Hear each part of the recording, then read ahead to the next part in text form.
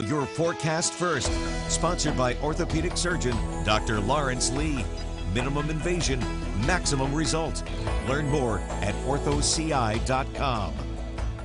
Good evening. I'm your local weather authority, Chief Meteorologist Chris Yates. Thanks for joining us on this election night. Skies starting to cloud up a little bit. Sign of some changes to come. It is 43 degrees in Peoria. Nice view on the Goods Furniture camera. 30s and 40s dotting our map this evening. Temperatures will start to level off in the next few hours. And looking ahead to tomorrow, it's all about the rain, maybe even a few rumbles of thunder. Get used to the rain. It's going to be around for the next couple of days. We'll have that forecast coming up. WMBD News at 10 starts now.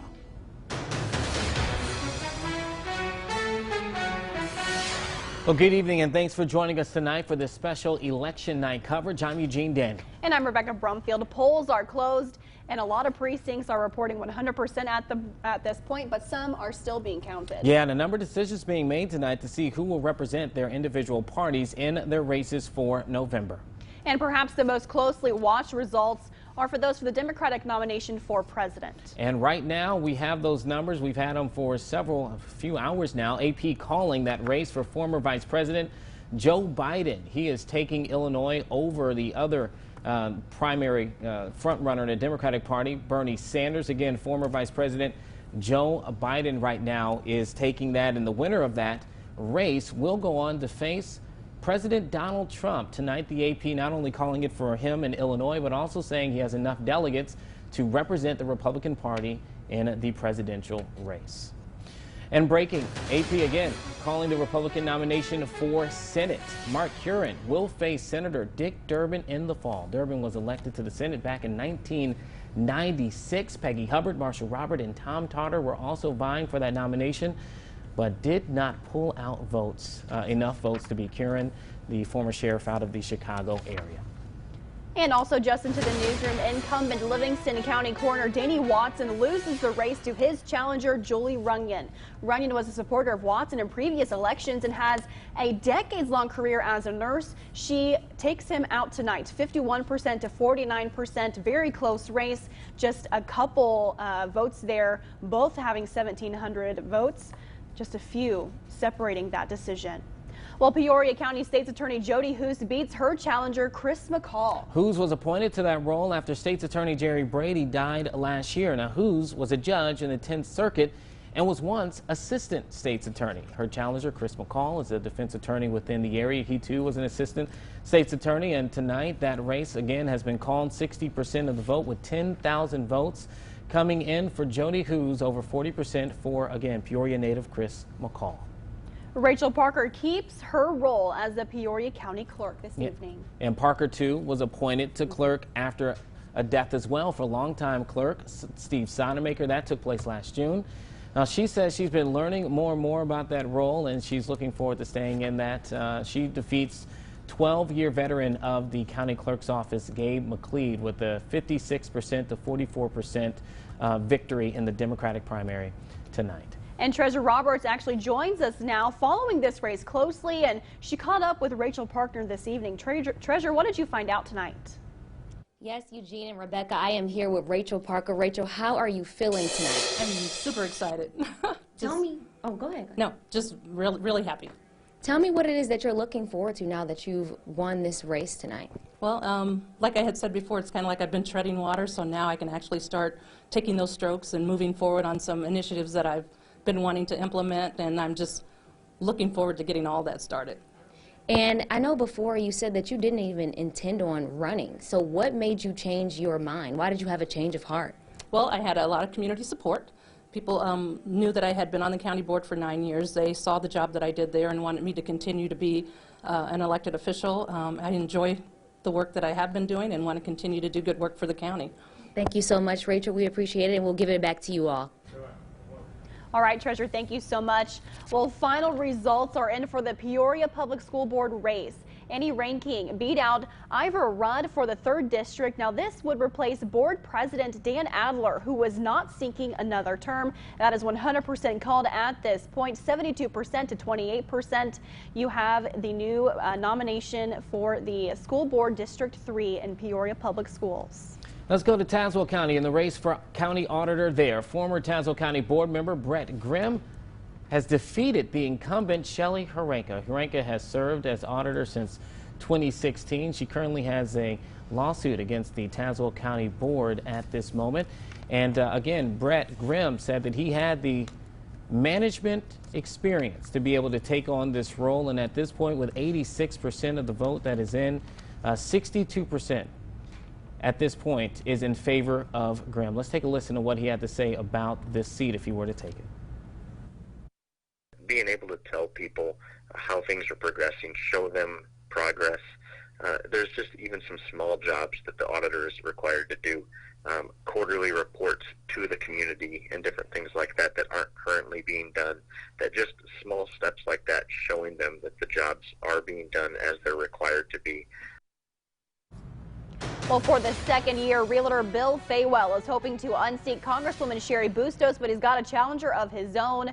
Lawyer Esther Joy King is going up against Faywell for that nomination. Right now, 92% of precincts reporting. It looks like Esther Joy King is going to take this nomination for House District 17. She is up 18,000 votes, almost 19,000 votes to Faywell's 10,000 votes. And the winner of that race obviously will go against incumbent Democrat Cheri Bustos. In the 105th District, longtime Republican Dan Brady is again facing against realtor David Paul Blumenshine for the nomination, the right to represent the people in Normal. Blumenshine is calling himself a real fiscal conservative. Meanwhile, Brady has been elected by the voters to the House 10 times. So right now, only 8% of precincts that are reporting within that race. There's a long night still to go. A lot of votes that still need to be counted within that. But right now, Dan Brady up 80% with 500 votes to David Blumenshine's 141. So again, a lot of votes still to be counted. The winner of this race would go on to face Kimberly Cummings in the general elections. Now, Cummings is a Democrat that currently holds a seat on the Normal Town Council. And here's a race right now. If you just recall, a few years ago, Betsy Dirksen-Londrigan came very close in a race against the incumbent Rodney Davis in the 13th District of Congress. Well, tonight she has a primary challenger of her own in Stephanie Smith. Just a few years ago, Betsy Dirksen-Londrigan got 49.6% of the vote, and now she's going against human rights activist Stephanie Smith. And right now, Betsy Dirksen-Londrigan up 77% to Stephanie Smith's 23%, with 65% of the vote coming in. And current McLean County Auditor Michelle Anderson beat out her challenger Tricia Malott. Right now, these results are showing 100% of precincts reporting Michelle Anderson will take that role as the Republican nomination for the McLean County Auditor. She beats Malott by just under, it looks like about 1,000 votes there. And staying in McLean County, on the county board, incumbent George Gordon is defeated by his challenger Hannah Beer.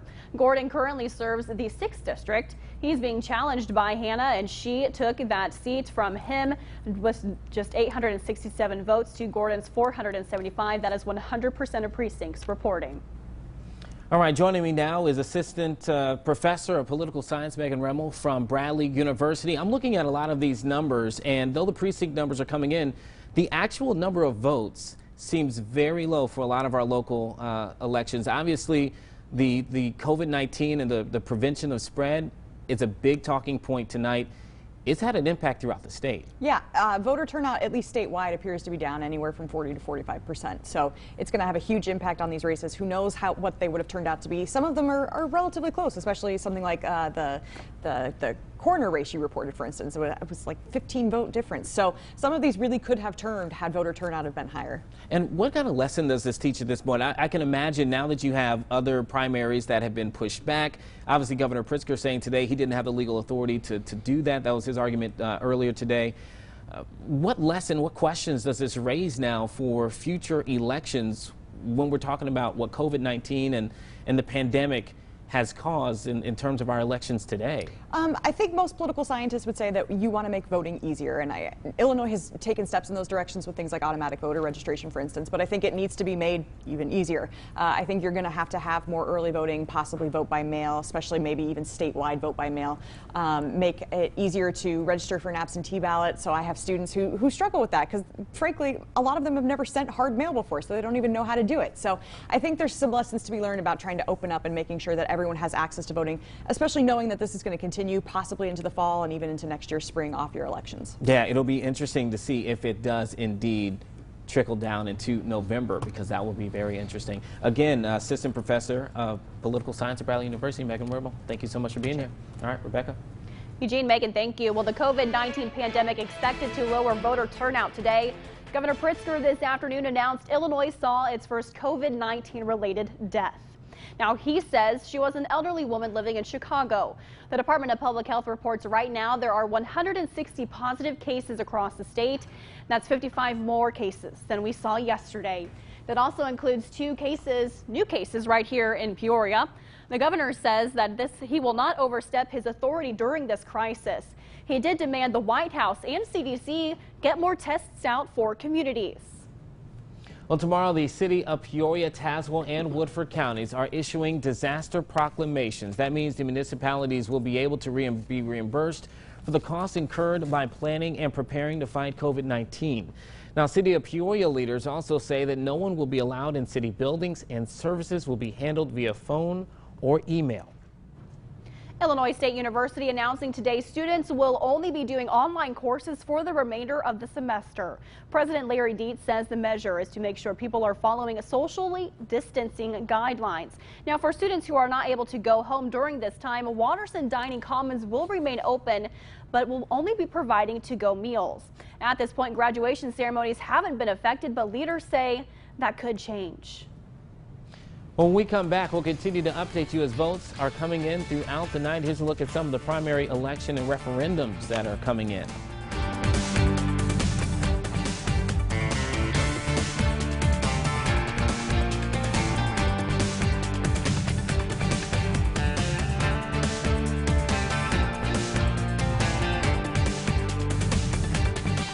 Closed captioning on WMBD, sponsored by Uftring Chevrolet. Why call two men in a truck? If you're like Kate, you're moving and you work hard. You've got lots of stuff and no time to move it. You need pros, people who care about it as much as you do. That's why you call two men in a truck. Two men in a truck. Here's to the hardest working people in America, the ones who can't be slowed down by mud or debris, the ones who are on their feet all day, every day. At Blaine's Farm and Fleet, we stand behind you with quality name brand footwear. Like $10 off men's Cat Excavator XL composite toe boots, built for comfort in any season. All rubber boots are on sale, and all Skechers footwear is buy one, get one half off.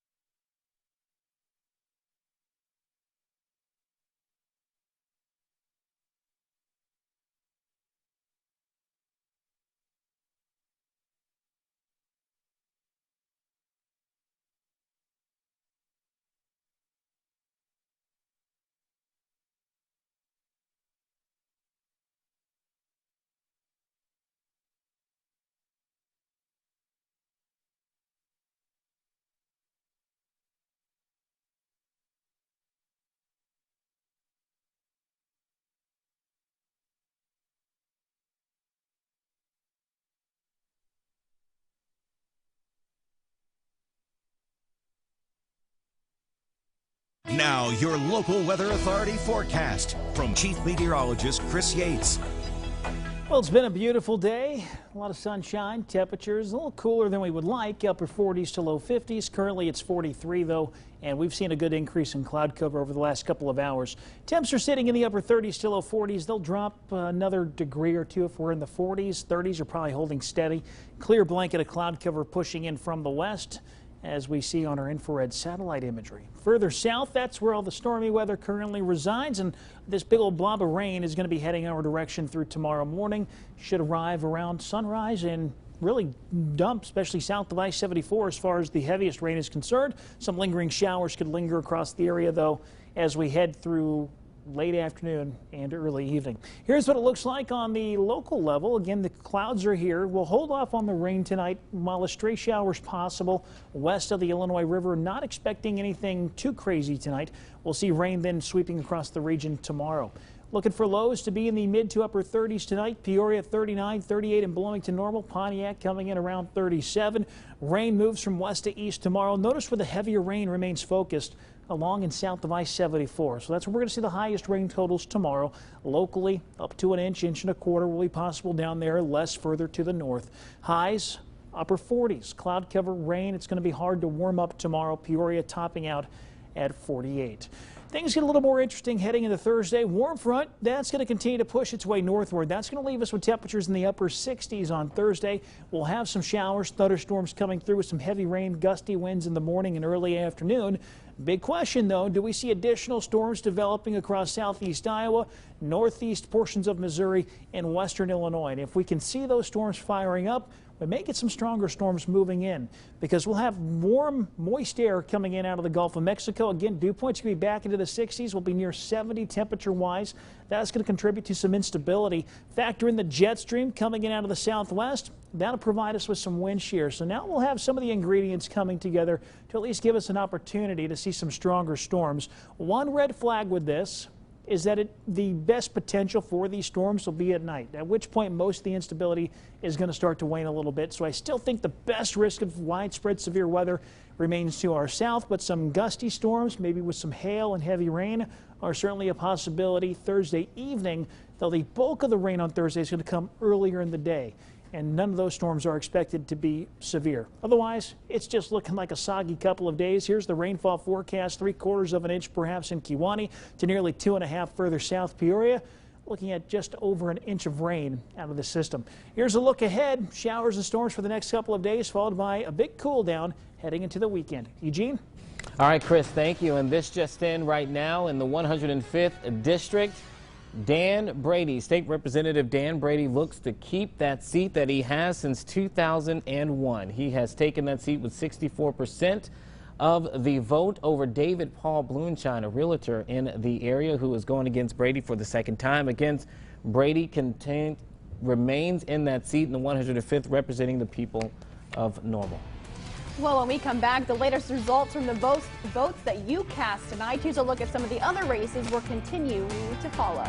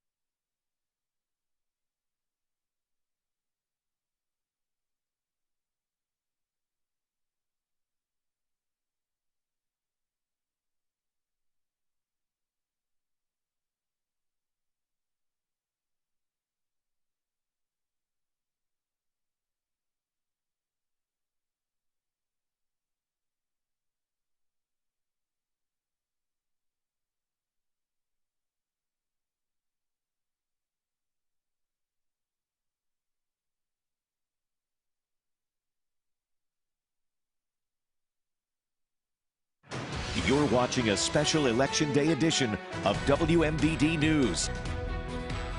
Well, voters in Marshall County tonight deciding who will run for state's attorney. Current state's attorney Paul Bauer is facing a challenger, Donald Nucky, for the Republican nomination. And at this point, it looks like Bauer is taking that seat with 100, at least a Republican nomination, with 100% of precincts reporting. Well, Livingston County voters also asked today whether a change to a property tax law. Now, leaders are asking whether to limit the increase of property taxes should be raised by 0.025%. Now, they say the money would go to support senior citizen social services, and 100% of this precincts are reporting the answer is no from over 2,500 voters in Livingston County. They will not allow the tax extension limitation to pass. And Livingston County voters in Pontiac are being asked if the city should raise sales tax by 1%. That idea would be to support property tax relief and public infrastructure. And right now, it looks like the voters have said no. 56% voting against that.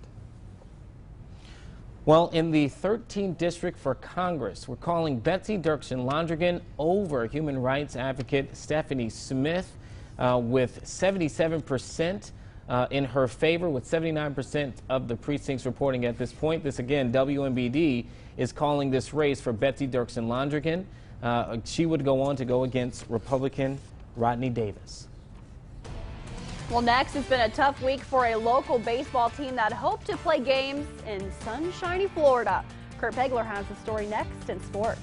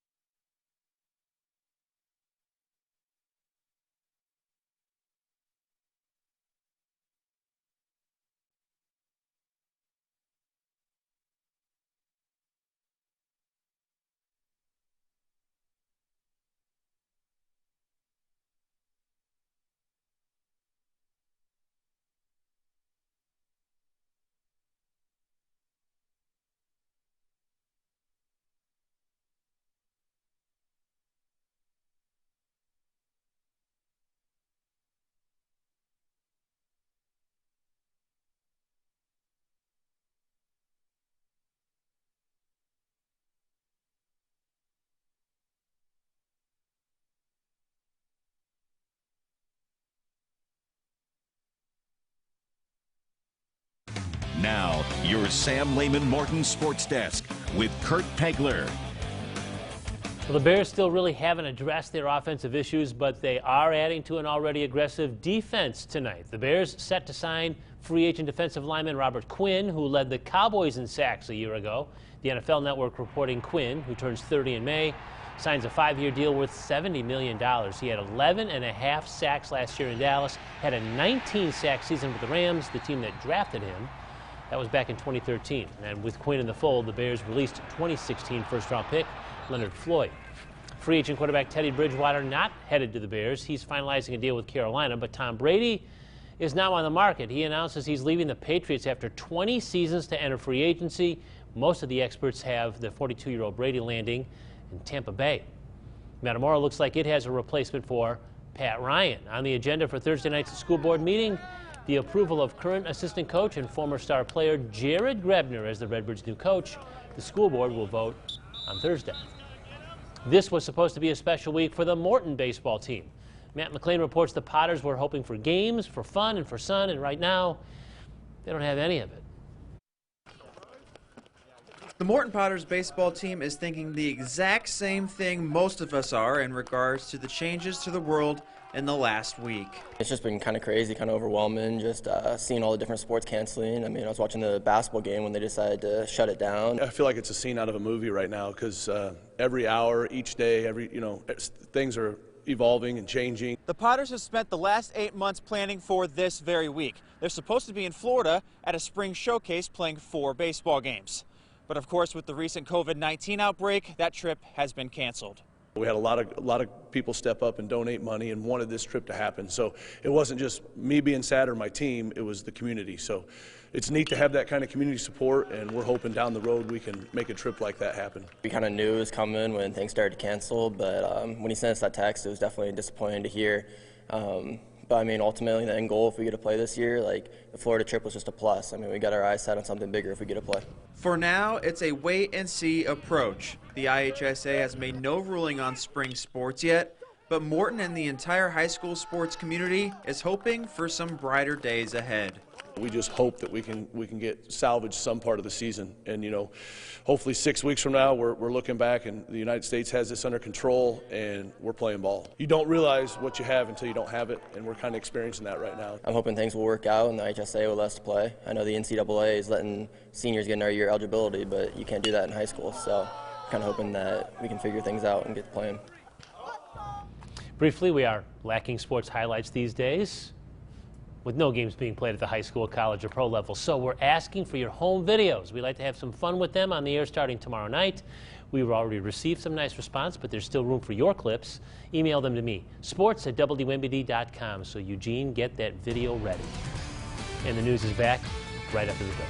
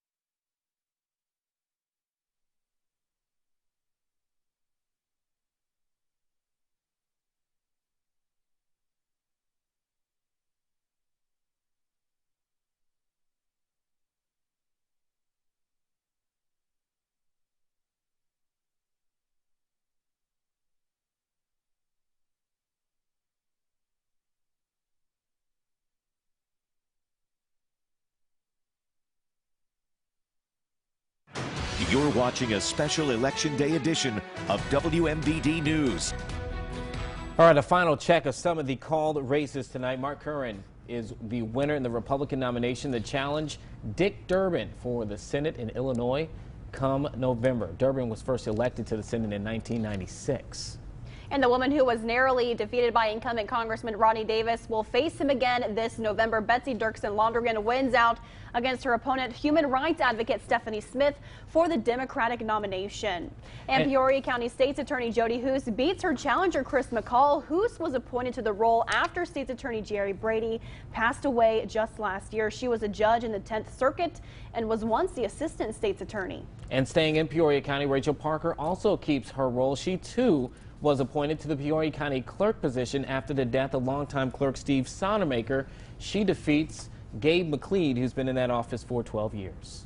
And in Livingston County, incumbent coroner Danny Watson narrowly loses the race to his challenger Julie Runyon. Voters chose Runyon by a handful of votes. She has a decades-long career as a nurse. And in Tazewell County, we'll have a new auditor. Incumbent Shelley Harenka loses out to former board member Brett Grimm. Harenka's been in that role since 2016. All right, let's take a final look at the weather with meteorologist Chris Yates. Chris. Rebecca, Eugene, pretty quiet weather tonight, but rain is returning tomorrow. Here's a look at what to expect tonight. Temps will be dropping into the upper 30s and holding steady. Rain moves in tomorrow morning, continues through the afternoon. Maybe a few rumbles of thunder as well, with highs in the upper 40s. Better chance for some stronger storms Thursday. Colder weather then returns for the weekend. Back to you at the desk. All right, Chris, thank you. And thank you for joining us here on WMBD. Head over to CIProud.com for more news, weather, and sports. Have a wonderful night. Thank you.